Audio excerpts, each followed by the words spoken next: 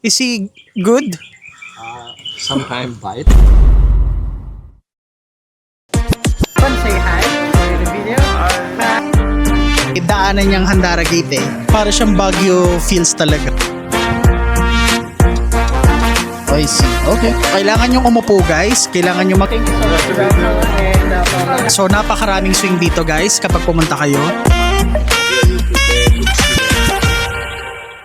Hi guys, good morning and welcome back to my channel. So today is our second day here sa Bali, Indonesia. For today guys, this time is pupunta naman tayo ng Ubud. So i-explore naman natin yon and then titignan natin kung ano yung mga pwede nating gawing activities doon. Ayun guys, so binook ulit natin si Kuya Gidi dito sa tour na to. So ang cost ng tour na to guys is 800,000 rupiah. So siya na yung maghahatid sa atin sa mga iba't ibang tourist spot na sinabi natin sa kanya, and siya na din yung magpo-provide ng drone shot, yung mga pictures, mga ganyan, something like that. Pero again guys, dun sa 800,000 hindi pa kasama yung mga entrance dun sa activity na yun. Ayun guys, update ko na lang ulit kayo kapag kakasama na natin si Kuya Gidi. Samahan nyo ko, let's go!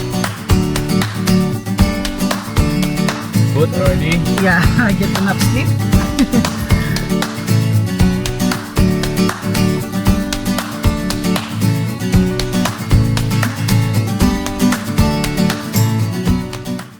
Ayun guys, quick update lang. So nag-stop over muna kami ni Kuya Giding dito sa isang restaurant. Kumain daw muna ako bago kami mag-proceed sa mga activities namin papunta ng Ubud. So medyo malayo-layo pala siya guys from Seminyak papunta ng Ubud. So para mga almost 2 hours din. So nag-stop over muna kami ng para kumain dito. Thank you so much. Okay. Thank you. Ayun guys, in order ko pala dito is Babi Guling. So itong Babi Guling guys, isa din tong sikat na pagkain dito sa Bali, Indonesia.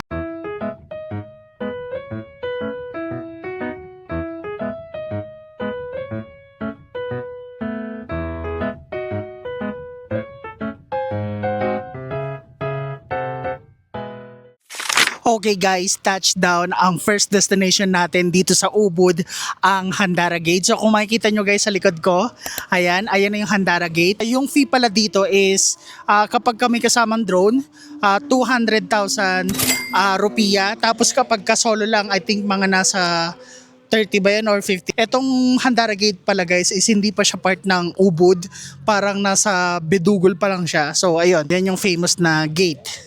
So mamaya magte-take tayo dito ng shots ng drone gamit yung drone ni Kuya Gidi. Ito yung lugar para at least makita nyo yung buong itsura. Ayan.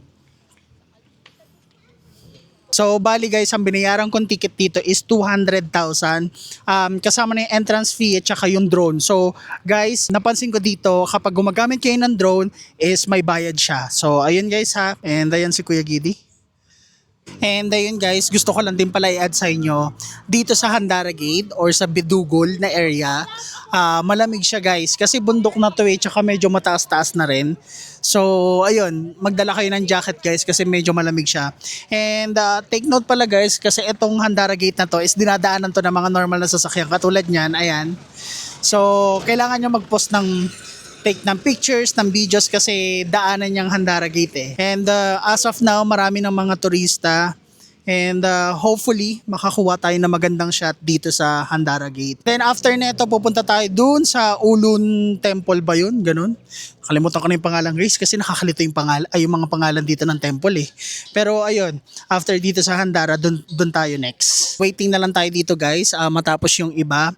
And then tayo na next. So medyo mahaba-haba pa yung pila. And time check guys, it's currently 8:28 AM in the morning.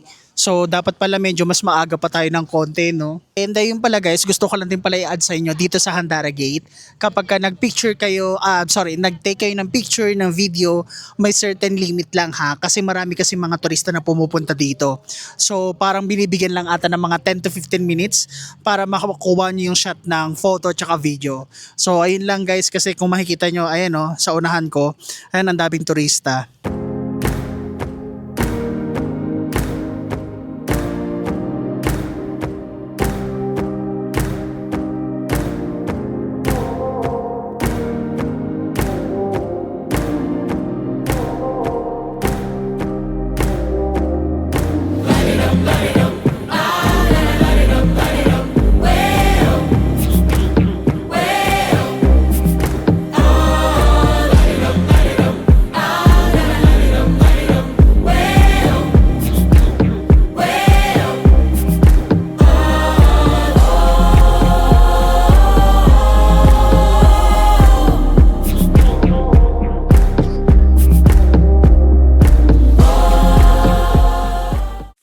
Okay guys, after natin sa Handara Gate, so mga ilang minutes lang, mga 5 minutes lang, andito na tayo sa Ulun Danu Beratan. Ayan yung itsura niya guys. So ito yung entrance. And ang ibig sabihin guys ng Ulun Danu Beratan is the lake, the source of lake or goddess of Lake Beratan. So yun yung ibig sabihin niya. So tara guys, pumasok na tayo. Tignan natin kung ano yung mga pwedeng makita dito.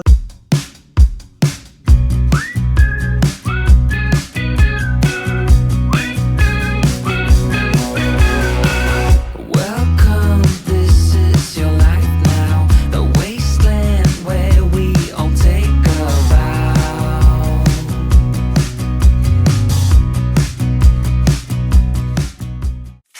Ayun guys, nandito na tayo sa loob ng Ulun Danu Beratan. And yung sinasabi ko sa inyo magandang picturan, dito is etong shot na to, etong side na to, yan. So tara guys, ikutin natin tong area na to, left side na to. Tapos puntahan din natin etong sa right side. So tara guys, i-explore na natin to. Talagang kapag ka pumupunta kayo sa mga gantong, alam niyo yung bago, tapos parang very traditional, may immerse talaga yung sarili nyo na yung kung gaano ka-rich yung culture nila, alam nyo yon kung gaano kaganda. So yan, kapag pupunta kayo dito sa Ulun Danu Beratan, magpa-picture kayo dito sa parang pagoda na to, ayan. Ang problema lang guys, in solo travel tayo and then si Kuya Gidi kasi naiwan na dun sa labas, wala magpipicture sa atin.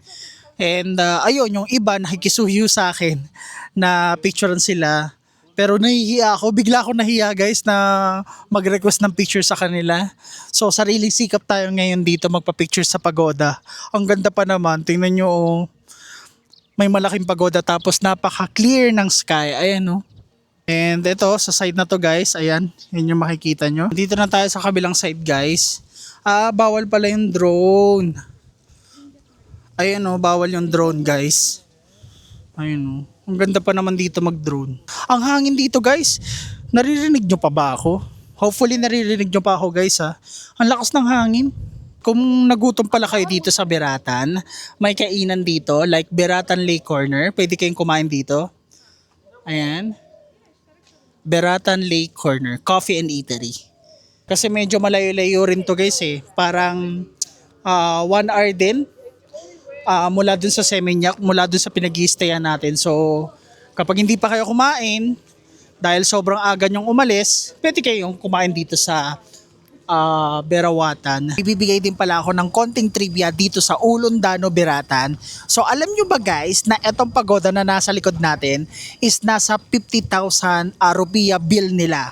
So, ibig sabihin, napaka-historical ng place na to or talagang tourist attraction to kasi guys, kung pupunta kayo ng Indonesia and magkakaroon kayo ng Indonesian rupiah, i-check nyo yung 50,000 na bill nila and ito yung makikita nyo.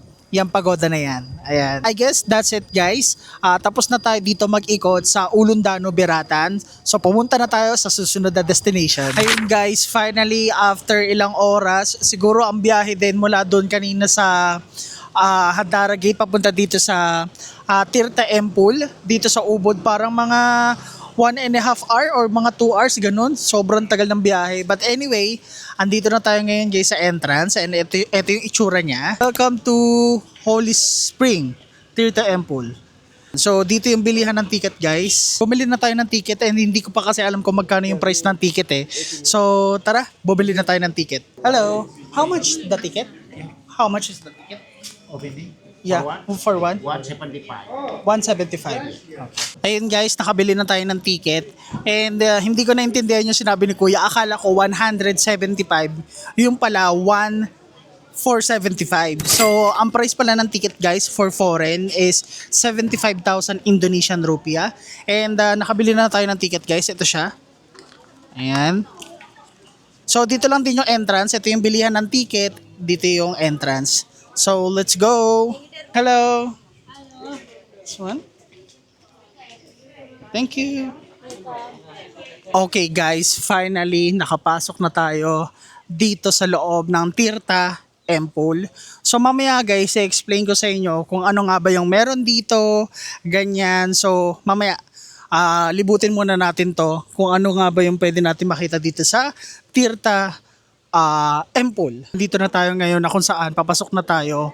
Pero bago tayo pumasok sa temple is kailangan natin magsuot ng sarong. Dito yung suotan ng sarong. Pero ang hindi ko alam guys kung may bayad ba dito yung paggamit ng sarong. So tara nga, tignan natin kung kailangan natin magbayad. Pero I think hindi na ata. Kasi kumukuha na lang sila oh. Ayan, so hindi na natin kailangan.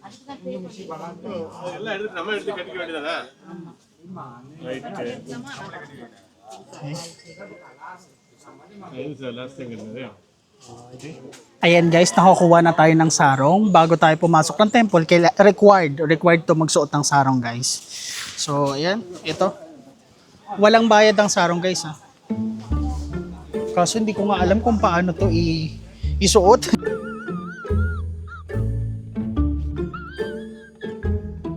Paano ba ito isuot guys? Ganyan? Bababa natin, papakita ko sa inyo. So, paano ba magsuot nito? Ganyan?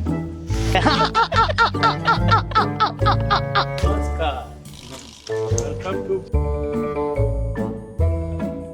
Bali. So, oh, yeah. Yeah. Thank you. Terima kasih. Makasih. Di atas kuning. Ini kuningnya. Oh, I see. Okay, okay. Thank you so much.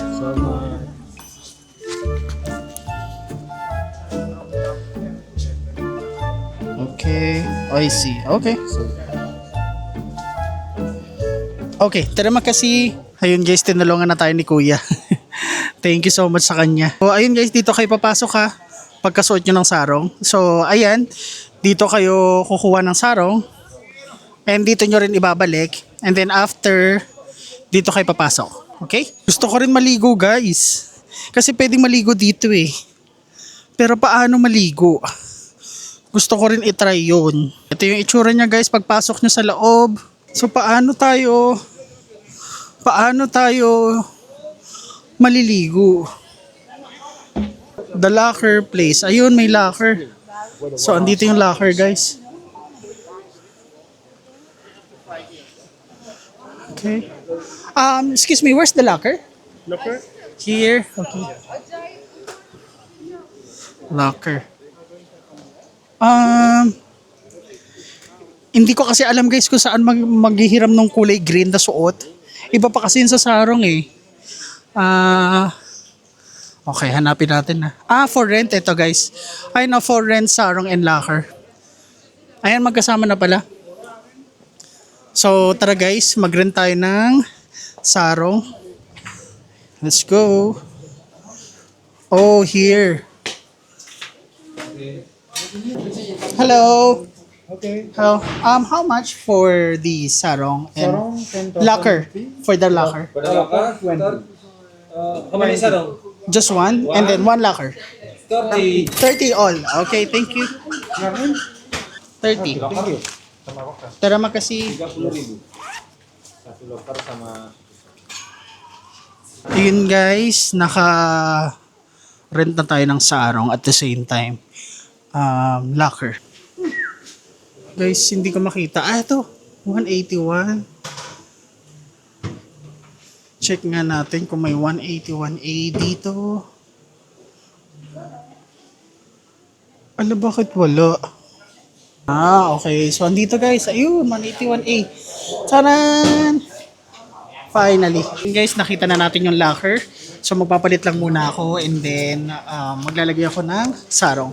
So, i-update ko na lang ulit kayo guys. Ayun guys, so kakatapos ko lang maligo sa Tirta Temple. So guys, kapag pumunta kayo dito, i-explain ko sa inyo yung process ng mabilis na mabilis, okay? So first of all, dun sa harapan, kukunin nyo muna tong sarong. Ayan. So bali guys, pagkatapos nyo kumuha ng sarong at makapasok dito, so pupunta kayo dito sa for rent, sarong and locker. Ayan. So kailangan nyo mag-rent ng sarong at saka ng locker kasi doon nyo ilalagay yung gamit nyo.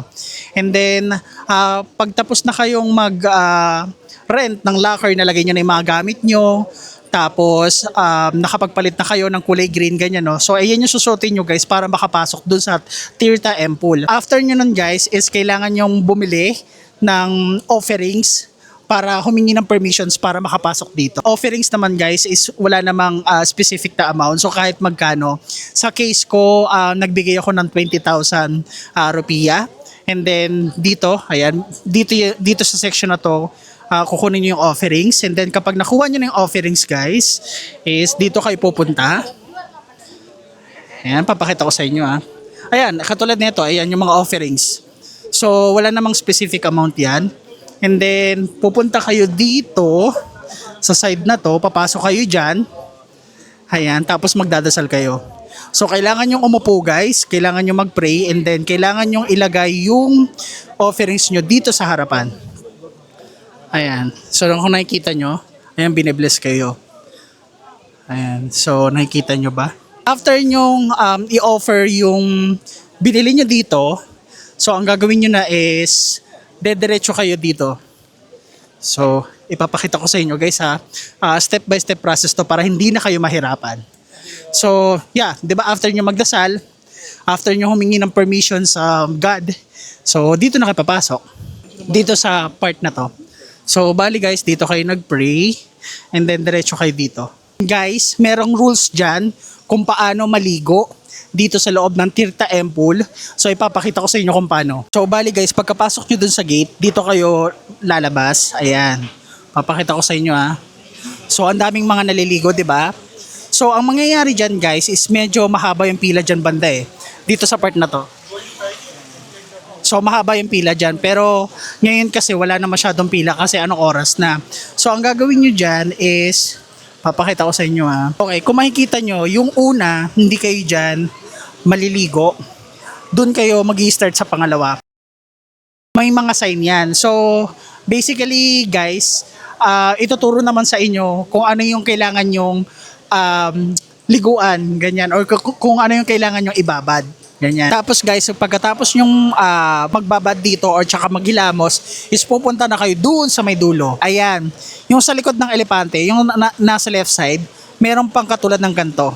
Pero isa na lang. So yung isa na lang na yon guys is for blessing and protection. So isang beses na lang kayo magbababad, isang beses na lang kayo maghihilamos, and then that's it. Lalabas na kayo, magpapalit na kayo ng damit, and then ayun na. Ganun lang yung process guys ng Tirta M Pool. Pero yung sa specific na process guys dito hindi ko na siya masyadong specify kasi may mga nag-guide naman dito. We wrote it down, so we have you later. Alright, thank you so much. Nice to meet you. And Paula, you want to say hi for the video? Hi. Hi. Alright, so yeah, I'm going to upload this next week. Okay. Perfect. Yeah, I'll just message you. Okay, thank you so much. Take care, Rafa, Paula. Ayan, so palabas na tayo. Dito na tayo. And kung saan nyo hiniram, doon nyo din ibabalik. Ayan, dito sa part na to.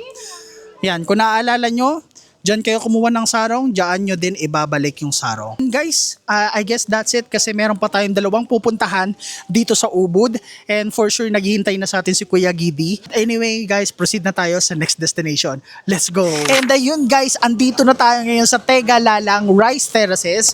So basically guys, para siyang Banawi Rice Terraces sa atin. And maraming mga activity dito. So una na doon is yung swing. Pangalawa is yung zip line. Pangatlo is yung bike tapos sa cable, ganon. So, ito yung itsura niya guys para at least magkaroon kayo ng idea. If ever na pumunta kayo dito sa Ubud and then pumunta kayo dito sa Tegalalang Rice Terraces. Okay? So, ito siya guys. First is, ito yung Rice Terraces. And then kung makikita nyo may nagzizipline. Ayan kita nyo ba? Hindi nyo ata nakikita. Pero ayan. And then, meron ding nagsuswing sa baba. Ibaba natin yung camera. Ayan, ito yung swing guys. So kung gusto nyo mag-avail, ayan, zoom natin. Tapos pwede kayo dito mag-chill. Yan, pwede kayo dito mag-stay, umupo, manood, mag-relax. or kung ano man yung pwede nyong gawin. Ayun guys, meron ng prices kung makikita nyo. Ito yung mga activities. So sa swing package, 300,000. Sa swing only, 200,000. Sa zip line naman is 300,000. Tapos yung sky bike is magkano yun? 300,000. Ayan yung mga price na mga ino-offer nilang activities dito o yung mga services dito sa Tegalalang Rice Terraces. So I guess guys, parang gusto kong itry yung zipline. So, itry natin yung zipline. Tapos, yung drone. Hindi na tayo magsiswing guys. Okay na yun. So, zipline lang, tapos drone, tapos entrance fee. Yun yung babayaran natin. And let's see kung magkano guys. Hello. Yeah, I want to avail the zipline. And also, I have drone. That's it. How many people are with you? Just one. Because my other one is Indonesian. So, Can I keep the number? okay, sure. Come here with your friend. And with Indonesian friend. With your driver. Driver, yeah. So, would you like to fly your drone? Yes, we have a drone. You need one zip line ticket and one drone ticket, yeah? How much is the drone? 100, sir. 100. And how much the entrance fee? The entrance fee 50,000. Okay. Would you like to try zip line? Yes, please. If you do the zip line, entrance fee will be included. Oh, nice. Okay. Only So, one zip line and one drone ticket. so 400,000. Okay. All right. So 400,000 Indonesian rupiah yung binayad natin. Yung hindi na tayo nagbayad ng entrance fee. Ipapakita ko pala sa inyo guys para i-post nyo na lang. Ayan, ito yung mga prices. Ayan.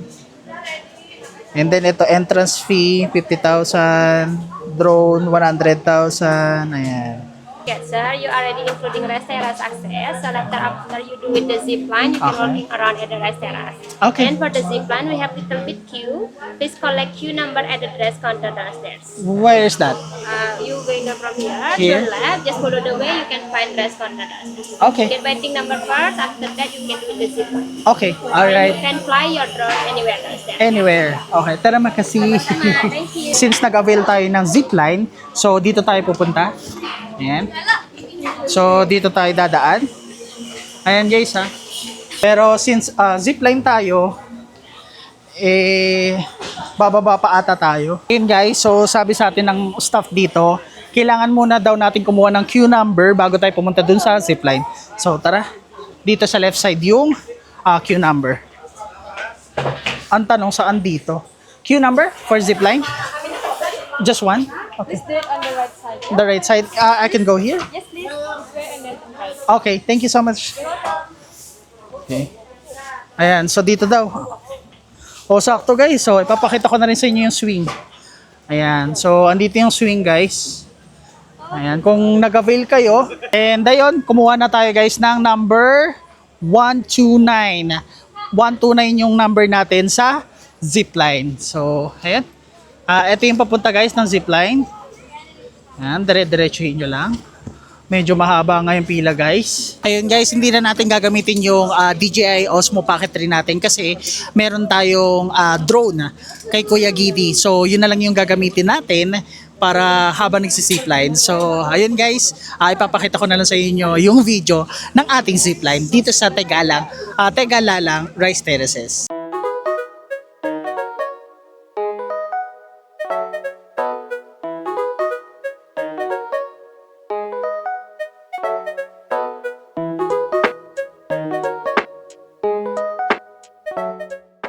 Ayun guys, so ayun, tapos na tayong mag-zipline at nakaka-enjoy. So kapag pumunta kayo dito sa Tegalalang Rice Terraces, itry nyo din yung zipline guys. And then andito pala ako sa likod ng Rice Terraces, ayan. So ayun lang yung mga pwedeng gawin dito.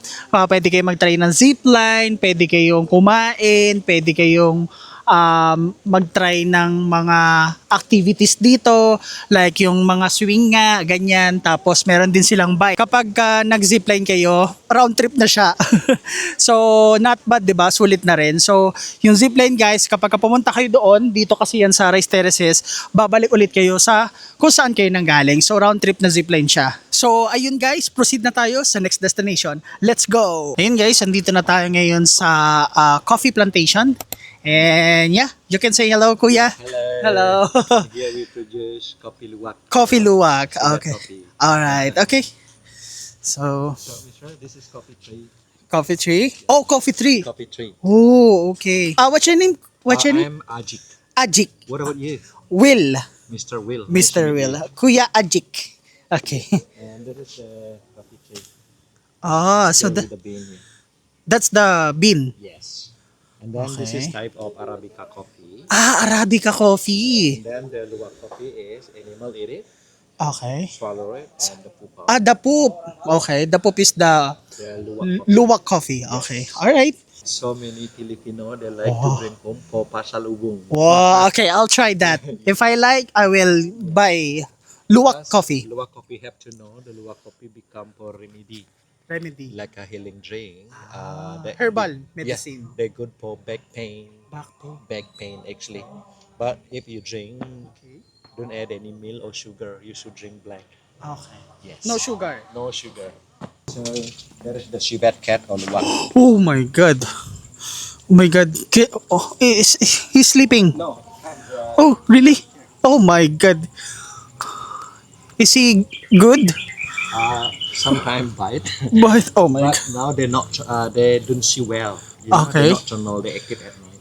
Ah, okay.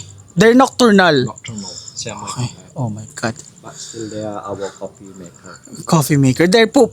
Yes. What's that? What's that? In local, we call luwak, Luwak. but the English called civet cat. Civet cat. Ah, so it's a cat. Cat family. Still cat. And then we have many of these in the jungle. They got protected from the nocturnal.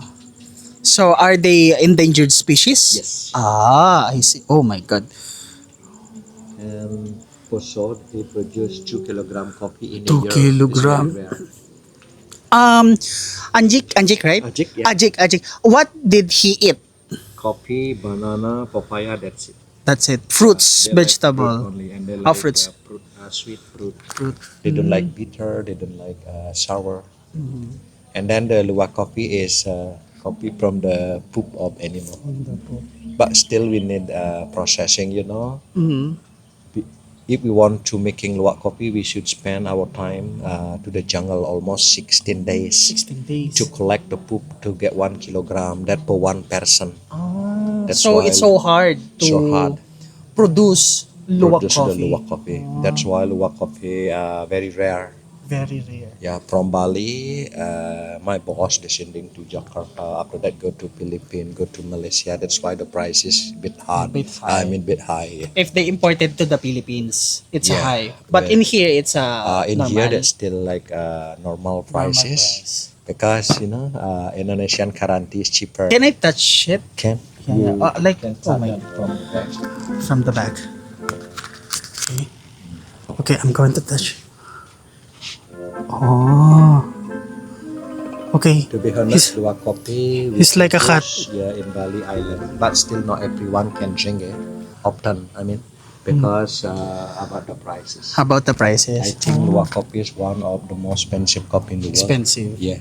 Ayun guys, so ipe-prepare na sa atin ni Kuya Ajek yung mga coffee nila dito. So yung luwak coffee guys is meron siyang bayad 55,000 Indonesian rupiah. So ipapakita ko sa inyo yung mga ite-taste test natin dito sa Lumbung Sari House of Coffee. Yun yung pangalan ng store guys. So if you're going to Ubud soon, pumunta kayo dito sa Lumbung Sari kasi very familiar na si Kuya Ajik kasi yung mga customer or mga kinikater niya dito is most of the time is mga Filipino daw. So ayun, ipapakita ko na sa inyo yung mga iti-taste test natin mamaya para at least magkaroon kayo na idea. So, okay. So, first is ito, luwak coffee. Ayan, may bayad siya. 55,000 per cup. But the rest, this one is all free. So, ito, Bali coffee, coconut coffee. Guys, sa Vietnam, masarap yan. And then, vanilla coffee, ginger, ginseng, avocado coffee. Nice. Bali ano yan?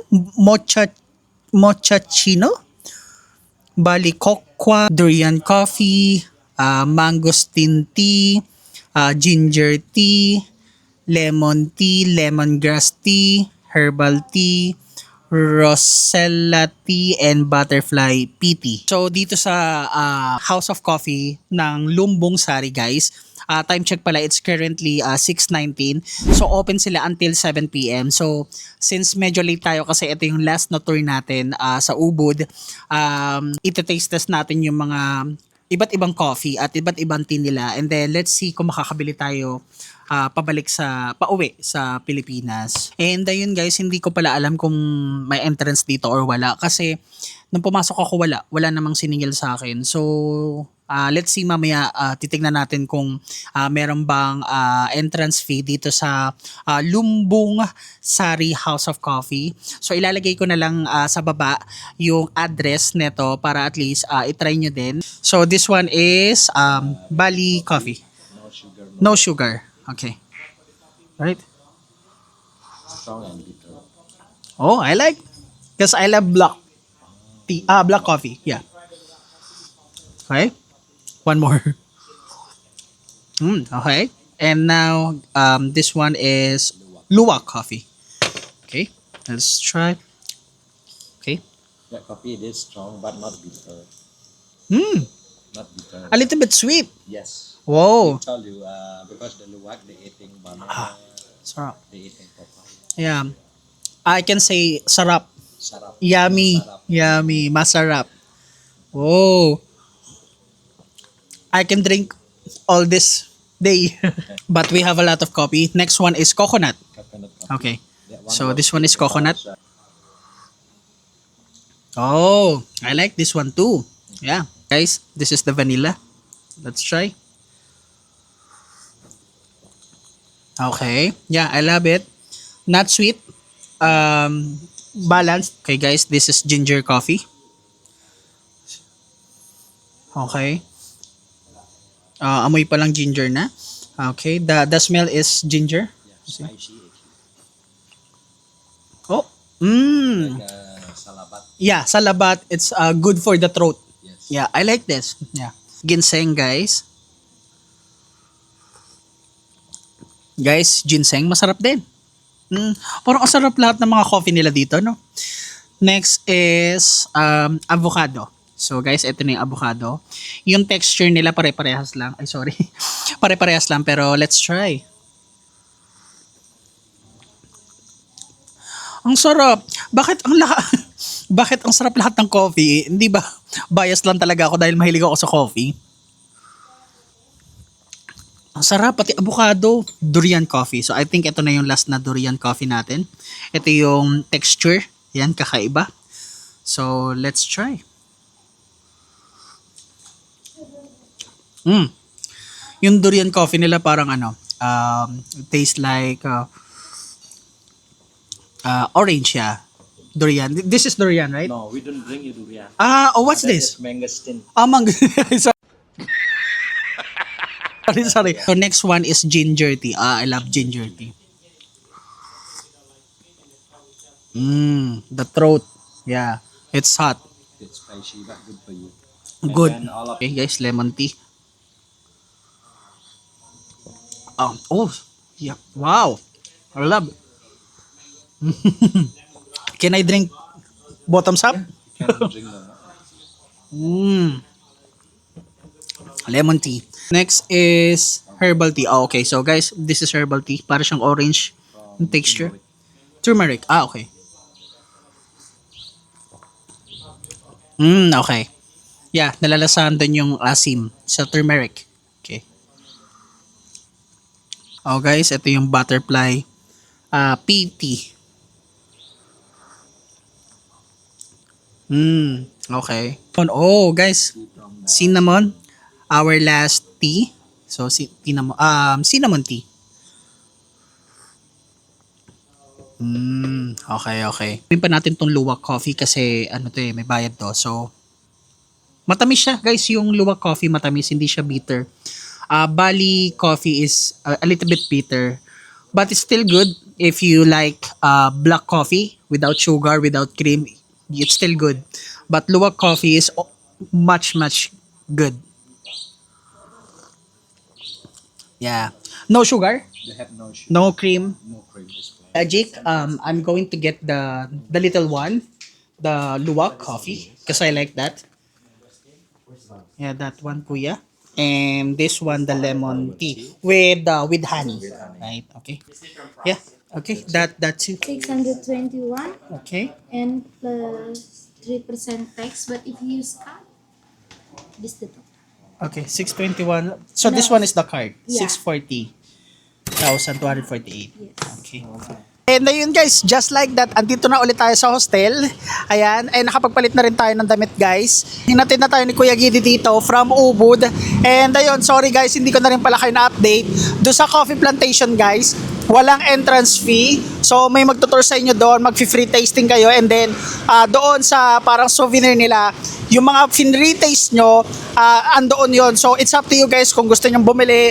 Pero ako guys, nakabili ako ng luwak coffee at saka yung lemon tea.